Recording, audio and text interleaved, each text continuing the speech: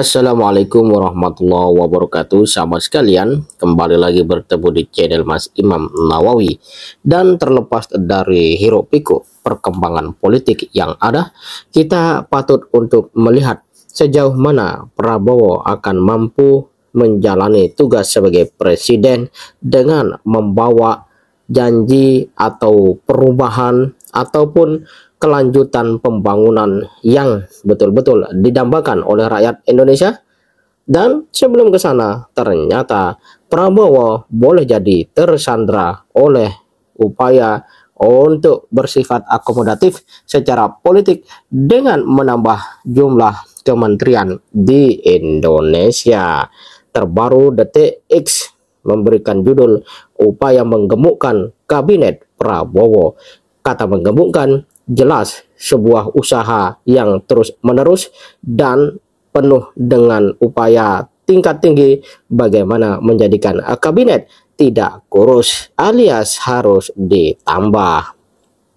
Sahabat sekalian, kabinet Prabowo tampaknya akan semakin menggemuk. Ya, hal ini merupakan konsekuensi dari upaya Prabowo merangkul lawan politik Pilpres 2024.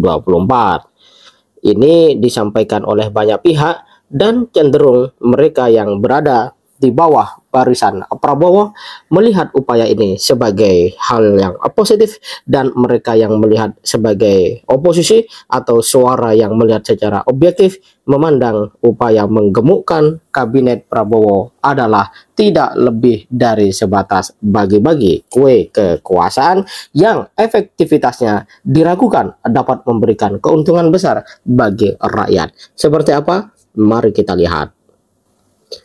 Menurut Yusril Iza Mahendra, upaya ataupun diskusi masih bersifat internal, belum resmi dibahas dengan mengundang seluruh partai KIM. Saya berpendapat struktur kabinet memang perlu dibahas untuk menyesuaikan dengan program-program Pak Prabowo. Masukan boleh saja, tapi keputusan ada di tangan beliau. Bahkan Pak Prabowo menginginkan adanya 40 kementerian. Sepenuhnya kita serahkan ke beliau, ujar Yusril melalui pesan singkat kepada Detik X pada Rabu 8 Mei 2024. Nah, sahabat kalian, ini menunjukkan bahwa upaya untuk menggemukkan kabinet bukan sebatas ide belaka, tetapi memang sudah menjadi bahasan, dan walaupun bahasanya tadi sangat internal, belum menjadi sebuah keputusan yang dibahas secara umum di seluruh koalisi Partai Indonesia Maju. Nah, sahabat sekalian, dalam Rakernas di Makassar, Sulawesi Selatan, APHTN HAN merekomendasikan perlu adanya penambahan 34 hingga 41 kementerian. Misalnya perlu ada tambahan Kementerian Pangan Nasional, Kementerian Perpajakan dan Penerimaan Negara, Kementerian Pengelolaan Perbatasan dan Pulau Terluar, serta Kementerian Kebudayaan. Ya, sama satu lagi sih kalau bisa, Kementerian Pembebasan Biaya Pendidikan Tinggi di Indonesia.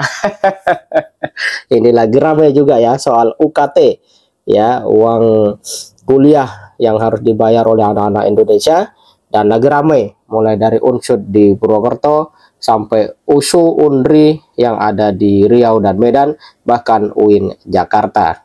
Nah, sahabat kalian, kita melihat bahwa tampaknya upaya untuk menambah kementerian ini hampir bulat, bisa dikatakan begitu ya. Dan kalau bagi orang dekatnya Prabowo, dalam hal ini adalah Dewan Pakar Tim Kampanye Nasional Prabowo Gibran, Budiman Sujatmiko, bahwa upaya tersebut positif, itu bisa menjamin yang namanya quick win, dalam artian 100% hasilnya cepat tercapai, tapi 100% bisa berjalan. Jadi beberapa program strategis, makanya dibentuk beberapa badan biar langsung jalan. Jadi ditambah kementerian tuh supaya langsung jalan. Logikanya adalah yang ada ini tidak bisa berjalan, maka ditambah biar langsung jalan. Nah, begitu. Nah, ini yang ditanggapi ataupun disampaikan oleh Budiman Sujatmiko. Dan menurut orang Gerindra, Habibur Rahman, ya kalau gemuk dalam konteks fisik seorang per orang itu kan tidak sehat. Ya, tapi kalau konteks negara, jumlah yang banyak itu artinya besar, buat saya bagus. Negara kita kan negara besar, tantangan kita besar, target kita besar. Jadi harus diperbesar gitulah. Logikanya begitu kira-kira teman-teman. Anda setuju tidak setuju ya soal lain ya. Yang pasti begitulah logikanya orang-orang yang dekat dengan Prabowo Subianto. Akan tetapi sudah pasti mereka yang tidak sependapat dengan Prabowo alias yang berada di luar atau oposisi pasti memandang juga dengan cara yang berbeda. Misalnya ya Ganjar Pranowo menilai itu kabinet gemoy menguras anggaran ya. Semua alasan sangat mungkin, tapi kecurigaan publik pasti mengarah ke sana. Wong sudah ada undang-undangnya kok. Mau apa lagi begitu? Tapi saya paham karena saya politisi, sangat paham. Pasti politik akomodasi akan dilakukan, kata Ganjar di Galeri Nasional Jakarta Pusat Rabu 8 Mei 2024. Kalau kita gunakan cara berpikir Ganjar, tampaknya Prabowo dalam posisi kesulitan untuk betul-betul berdiri tegak di atas idealismenya, dan karena itu dia harus mau kompromi dengan merangkul ya lawan-lawan politiknya masuk ke dalam kabinet. Kurang kabinetnya tambah, wah. Luar biasa memang Indonesia ini ya. Masya, inilah kehidupannya yang harus kita pahami sekalian ya sahabat-sahabat sekalian. Pembatasan ini kan memang diperlukan karena kita harus rasional dong. Nggak bisa milih menentukan jumlah kementerian dan lain sebagainya itu sekadar maunya presiden saja.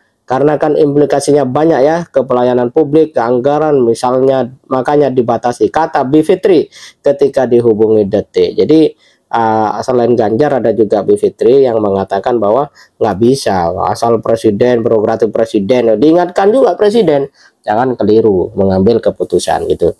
Implikasi anggaran, implikasi kewenangan, dan implikasi administrasi termasuk kepegawaian yang membuat nanti pemerintahan kita menjadi gemuk sekali, tidak efisien, menghabiskan anggaran, padahal justru di saat-saat sekarang itu pertimbangan politik ekonomi justru harus lebih dipakai. Dan sahabat kalian, memang sudah ada tantangan menganga ya bagaimana soal pendidikan tinggi di Indonesia yang semakin hari nilai uang UKT mengalami kenaikan 30-50% ya, 2-5 kali lipat yang membuat para mahasiswa menjerit. Ini saja kalau mau diatasi sudah butuh anggaran. Lalu bagaimana anggaran bisa dikonsentrasikan kalau kementeriannya terus ditambah? Dan apakah penambahan ya kementerian itu adalah dalam rangka untuk memberikan pelayanan kepada masyarakat atau justru untuk membujuk, merayu agar mereka yang beroposisi masuk dalam koalisi? Inilah nanti yang akan dijawab oleh seorang Prabowo Subianto. Kemanakah sebenarnya? Kita nantikan. Semoga bermanfaat. Assalamualaikum warahmatullahi wabarakatuh.